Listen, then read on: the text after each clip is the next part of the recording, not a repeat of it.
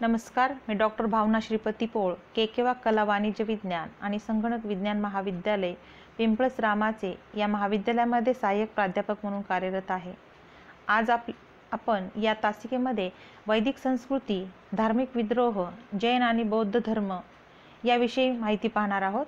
यामध्ये आपल्याला उत्तर वैदिक काळातील संस्कृतीचे मूळ स्थान, जमातींची राज्यव्यवस्था, सामाजिक विभागणी, धार्मिक विधी आणि तत्वज्ञान, जैन आणि बौद्ध धर्म उदयाची कारणे आणि शिकवण, योगदान आणि महत्त्व, उत्तर वैदिक काळातील संस्कृती, भारताच्या वैभवशाली इतिहासात अत्यंत महत्त्वाचा दीर्घकाळ भारतीय संस्कृती, मानवी जीवनावर पडणारा परिणाम, कालखंड म्हणून वैदिक कालखंड ओळखला जातो। वैदिक कालखंडाचे पुढील प्रमाणे दोन भाग पडतात: पूर्व वैदिक काळ आणि उत्तर वैदिक काळ। आर्याचा भारतातील हा प्रारंभिक कालखंड आहे। उत्तर वैदिक कालखंड, आर्याच्या भटक्या जीवनात स्थिरता प्राप्त झाली, शेतीचा हळूहळू विस्तार झाला। त्यामध्ये पूर्व वैदिक काळ हा ऋग्वेद कालखंड म्हणून सुद्धा ओळखला जातो। हा इसवी सन पूर्व 1500 ते इसवी सन पूर्व 1000 असा आहे। या काळात वेदांची निर्मिती झाली म्हणून आर्यांच्या या संस्कृतीला वैदिक संस्कृती म्हणतात। वेद हा शब्द संस्कृत भाषेतील असून तो विद या धातूपासून बनलेला आहे। विद म्हणजे ज्ञान होणे। हिंदू लोकांची अशी श्रद्धा आहे की वेद हे अपौरुषीय आहेत, ते कोणत्याही मानवाच्या हातून लिहिले गेलेले नाहीत, त्यांची रचना परमेश्वराने केली आहे। ऋग्वेद हा आर्याचा पहिला ग्रंथ होता। आर्याच्या साहित्य निर्मितीवरून आर्याच्या सामाजिक, धार्मिक, राजकीय आणि आर्थिक जीवनाचा आढावा घेता येतो। या कालखंडामध्ये आर्य हे भटके असल्यामुळे पशुपालन हा त्यांचा मुख्य व्यवसाय होता। उत्तर वैदिक कालखंडामध्ये आर्यांना शेतीविषयी ज्ञान झाले, त्यामुळे ते स्थिरावले आणि शेतीच्या जोडीला ते पशुपालन हा व्यवसाय देखील करू लागले।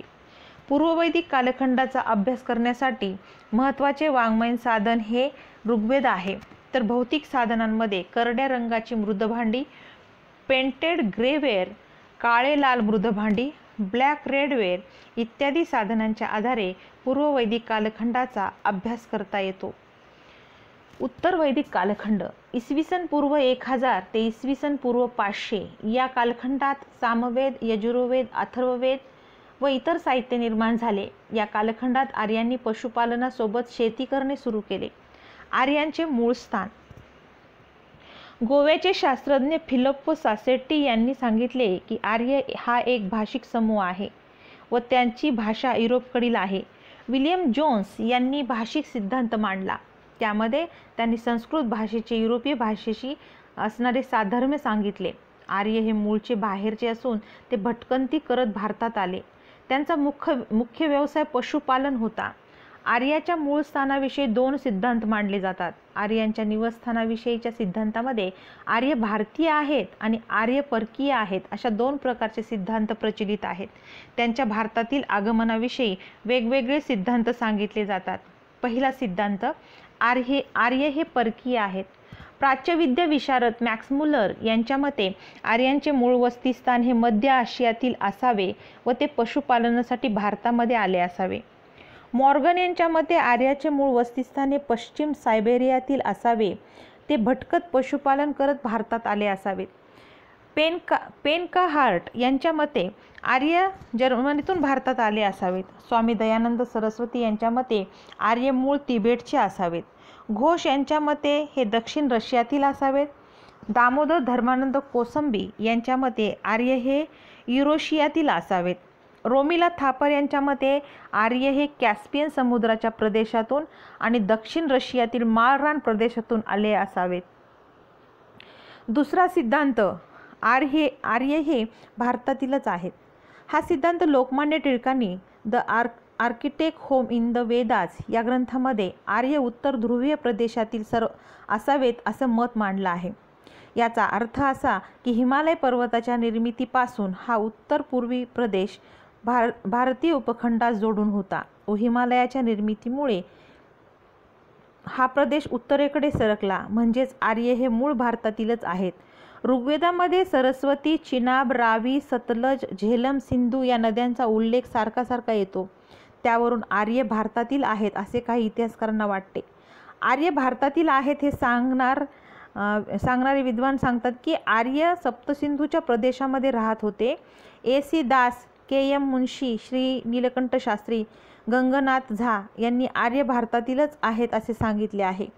जमातीय संघर्ष. फिलिप्पो सासेट्टे यांच्या म्हणण्याप्रमाणे आर्य हा एक भाषिक समूह होता. त्यांची मुख्य भाषा संस्कृत होती. आर्य भारतात आले तेव्हा ते 5 टोळ्यांमध्ये राहत असत. त्या 5 टोळ्यांना पांचजन असं म्हटले जात असे. त्यांचा संघर्ष भारतातील लोकांशी म्हणजेच द्रविड लोकांशी झाला व आर्यांनी द्रविडांना दक्षिणेत पाठविले. पूर्ववैदिक कालीन समाजरचना. पूर्ववैदिक कालीन समाजरचनेमध्ये 3 वर्ग अस्तित्वात होते: योद्धा, पुरोहित आणि सामान्य जन. याच्या आधारावर तत्कालीन समाज उभा होता. या कालखंडात पितृसत्ताक समाजव्यवस्था असली तरीही स्त्रियांना कुटुंबात मानाचे स्थान होते. एकत्र कुटुंब पद्धती अस्तित्वात होती. जमातीची मालमत्ता पुरुषांच्या हाती असे. रोमिला थापर यांच्या मते स्त्रियांना पतीच्या मृत्यूनंतर प्रतिकात्मक आत्मबलिदान करावे लागत असे. या कालखंडातील स्त्रियांना आपल्या पतीच्या मृत्यूनंतर पतीच्या भावाशी लग्न करता येत असे. यास नियोग असे म्हणतात. मुलगी वयात आल्यानंतर तिचे लग्न केले जात असे. रोमिला थापर यांच्या मते नागरी अवस्थेत पूर्वीच्या आर्यांपेक्षा सिंधू संस्कृती कितीतरी प्रगत असल्याने आर्याचे आगमन हे एका अर्थाने अधोगतीच म्हटले पाहिजे. त्यामुळे उत्तर भारताला भटक्या आणि कृषी अवस्थेपासून नागरी संस्कृतीपर्यंतची वाटचाल पुन्हा एकदा अनुभवावी लागली. गाय हे आर्याचे उत्पन्नाचे साधन होते, संपत्तीचे साधन होते. आर्य गायी पाळत. पशुपालन हा आर्यांचा मुख्य व्यवसाय होता. गायीवरून या काळात अनेक युद्ध होत असत. या युद्धांना गविष्ठी असे म्हटले जात असे. गायी पालन करणं हा त्यांचा मुख्य व्यवसाय. शेती हा आर्यांचा दुय्यम व्यवसाय होता. पूर्ववैदिक काळामध्ये राज्यावर नियंत्रण ठेवण्यासाठी समाजाची 2 गटामध्ये विभागणी करण्यात आलेली होती. युद्ध करणारा राजन किंवा राजन्य, जमात, कबिला असे विभाजन करण्यात आले होते. पूर्ववैदिक काळातील आर्यांची संपत्ती पशु पक्षी ही होती. त्यामुळे त्यासाठी युद्ध होत असत. या युद्धात विजय मिळवण्यासाठी बळी दिले जात असत. हे बळी पुरोहितांच्या मध्यस्थीने दिले जात असत. पुरोहित हा वैदिक काळातील व्यक्तीच्या विजयासाठी यज्ञ करणारा मध्यस्थ होता. तो युद्धात विजय मिळवण्यासाठी प्रार्थना करणारा होता. त्यामुळे यश मिळण्यासाठी हा पूजा करीत असे. यज्ञ करणाऱ्या पुरोहितास उपहार दिले जात असत. त्या काळी असणाऱ्या असमानतेच्या तत्वावरही यावरून आपल्याला प्रकाश टाकता येतो. ऐहिक प्राप्तीसाठी आर्य पूजा करत असत. आर्य हे 33 देवतांची पूजा करत. राजकीय संस्था. रामसरण शर्मा यांनी त्यांच्या ग्रंथामध्ये सांगितले आहे की पूर्ववैदिक कालखंडामध्ये सभा, समिती, विदत, गणपरिषद या 4 भागात राजकीय संस्था कार्यरत होत्या. या राजकीय संस्थांमध्ये लष्करी व धार्मिक स्वरूपाची आणि विविध विषयांवर विचारविमर्श केला जात असे. सभा. सभेला हाऊस ऑफ गॉड असं म्हटले जात असे. या सभेतील समाजातील वरच्या स्तरातील लोक सहभागी होत असत. या सभेत विचारविनिमय होत असे. या सभेचा प्रमुख राजा होता. सभेचे सदस्य प्रतिष्ठित व्यक्ती, कुलीन ब्राह्मण असत. सभा ही वृद्ध लोकांची एक परिषदच असे. सभेतील सदस्यांचा सर्व स्तरातील लोक आदर करत असत. सभेतील सदस्य योग्य, अनुभवी व प्रामाणिक असत. बौद्ध जातकात असं म्हटलं आहे की सभेचे सदस्य हे सत्पुरुष आणि चांगली व्यक्ती असावेत. अथर्व वेदात असे म्हटले आहे की जसे जसे सभेची शक्ती वाढत गेली तसे तसे सभेतील सदस्यांमध्ये मतभेद देखील वाढत गेले. सभेचे सदस्य होण्यासाठी कोणत्याही प्रकारची निवड होत नसे. पशूंना सुदृढ बनवण्यासाठी यामध्ये विचारविमर्श केला जात असे. दामोदर धर्मानंद कोसंबी यांच्या मते सभा जुगार खेळण्याचे ठिकाण होते व तेथे मोठे लोक, उच्च राजे लोक जुगार खेळत असत. समिती. समितीला हाऊस ऑफ कॉमन्स असं म्हटलं जात असे. राजाची निवाड्यामध्ये निवड करून समिती ही राजकीय कार्य करणारी एक संस्था होती. समितीमध्ये समाजातील सर्वांना सदस्य होता येत असे. समाजातील कोणीही सहभागी होऊ शकत असे. समितीमध्ये महत्त्वपूर्ण विषयावरील चर्चा करणे, राजासमोर आपले मत मांडणे इत्यादी अधिकार सर्वांना मिळत असे. वैदिक कालखंडामध्ये समितीचा प्रभाव होता, परंतु नंतरच्या काळामध्ये हा प्रभाव कमी झाला. राजाला समितीचा निर्णय घेताना विचारावं लागत असे, त्यांना विचारणे आवश्यक वाटत असे. विधत. रामशरण शर्मा यांच्या म्हणण्यानुसार ऋग्वेदात विधतचा उल्लेख 22 वेळा आलेला आहे. विधत या सभेत लोक एकत्र येत असत व आपली मते मांडत असत. या सभेत स्त्रियांना पुरुषासह एकत्र येण्याचा, बोलण्याचा, आपले मत मांडण्याचा अधिकार होता. यावरून स्त्री आणि पुरुष यांच्यामधील समानता आपल्या लक्षात येते. विधत या शब्दाचा अर्थच मुळात विद्वानांची सभा असा होतो. धार्मिक जीवनास संघटित करणारी ही एक महत्त्वपूर्ण संस्था होती. सभा समितीची जनक संस्था विधत असावी. विधतमध्ये वर्गभेद नव्हते. ओल्डेनबर्ग यांनी विधतचा अर्थ तर मानवी कल्याणाचे कोणत्याही प्रकारचे कार्य करणारी संस्था असा लावला आहे. गण. ऐतरेय ब्राह्मणात गणांचा उल्लेख 46 वेळा आलेला आहे. हा उल्लेख गणस्य राज्य या अर्थाने येतो. गण हे सांस्कृतिक धार्मिक संघटन असावे. गण शासनाच्या प्रकारामध्ये स्वराज्य, वैराज्य हे गण असावेत. परिषद. परिषद ही अंशतः पुरुषसत्ताक आणि अंशतः मातृसत्ताक संस्था असावी. परिषदेचे अवैदिक स्वरूप रामशरण शर्मा स्पष्ट करतात. उत्तर वैदिक काळात परिषदेवर ब्राह्मणांचे वर्चस्व प्रस्थापित झाले. पुरोहित हे परिषदेमध्ये शिक्षक, सल्लागार म्हणून कार्य करू लागले. व्यवस्थापनाच्या दृष्टिकोनातून अत्यंत महत्त्वाची संस्था परिषद असे. राजकीय दृष्ट्या महत्त्वपूर्ण मानले जात असे. परिषदेच्या सहाय्यासाठी मंत्री परिषद असे. शतपथ ब्राह्मणात पांचाळ यांच्या परिषदांचा उल्लेख आलेला आहे. परिषद ही जनतेची मूळ सभा होती. त्याचा अध्यक्ष स्वतः राजा असे. परिषदेचे स्वरूप आणि संघटन वेळोवेळी बदलत असे. वैदिक काळातील मंत्रिमंडळाची पदे आणि कर्तव्य. राजन्य या पदावर राजपुत्र, राजपरिवारातील सरदार यापैकी क्षत्रिय व्यक्ती असे. महिषी नाजूक बाबी व संकटकाळी राजाला सल्ला देत असे. पुरोहित हा राजाचा धर्मप्रमुख असे व संकट काळात राजाला मदत करी.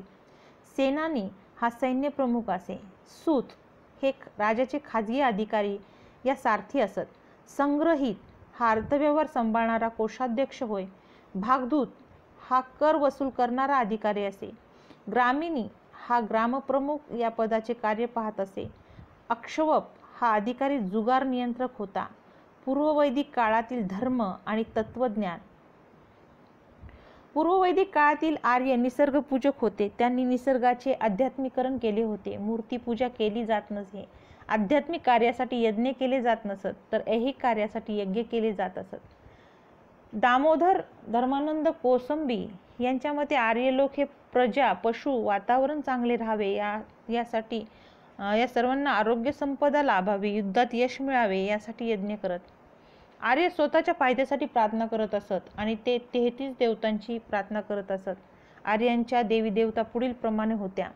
पहिली, स्वर्गीय देवता वरुण आणि सूर्य. अंतरिक्षातील देवता इंद्र आणि वायू. पृथ्वीवरील देवता अग्नी आणि सोम. आर्य लोक अनेक देवतांची पूजा करत असत. याला अनेकेश्वरवाद असे म्हणतात. अर्थात एकेश्वरवाद म्हणजे ईश्वर एकच आहे या कल्पनेचा उल्लेखही त्यांच्या साहित्यामध्ये येतो. आर्य इंद्रास म्हणजेच अंतरिक्षातील देवतेस पुरंद्र किंवा पुरंदर असे म्हणतात. पुरंदर म्हणजे दुर्ग किंवा नगरांचा विध्वंस करणारा. तो युद्धदेव, शक्तिदेव आणि प्रजन्यदेव होता. ऋग्वेदातील 250 ऋचा त्याच्या गौरवार्थ रचलेल्या आहेत. इंद्राखालोखाल दुसरे महत्त्व अग्निदेवतेला आहे. तिला उद्देशून केलेल्या 200 प्रार्थना ऋग्वेदामध्ये समाविष्ट करण्यात आलेल्या आहेत. अग्नी हे पंचमहाभूतापैकी सर्वात शुद्ध तत्व आणि ईश्वर व मानव यांच्यातील दुवा मानला जाते.